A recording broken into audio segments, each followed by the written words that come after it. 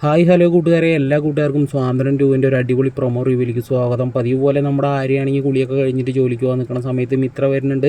മിത്ര അടുത്ത് സംസാരിക്കുന്നതിൻ്റെ ഇടയ്ക്ക് നമ്മുടെ ആര്യയാണെങ്കിൽ മിത്രയുടെ കയ്യിൽ ഇങ്ങനെ പ്രോമിസ് ചെയ്ത് കൊടുക്കുന്നുണ്ട്. വളരെയധികം ഹാപ്പി ആവുകയാണ് കേട്ടോ മിത്ര ആ സമയത്ത്. പിന്നീടാണെങ്കിൽ കാണിക്കുന്നത് നമ്മുടെ ബാലനെയാണ്. ബാലൻ്റെ അളിയനോട് പറയണ മര്യാദയ്ക്ക് ആര്യയോട് കടയിലേക്ക് വരാൻ പറഞ്ഞ നാളെ തൊട്ട് എന്ന് പറയുന്ന സമയത്ത് അളിയൻ പറയാണ്, അതൊന്നും നടക്കുമെന്ന് തോന്നുന്നില്ല. ഓൾറെഡി ഇപ്പം തന്നെ മിത്ര പഠിച്ചുകൊണ്ടിരിക്കുകയാണ്.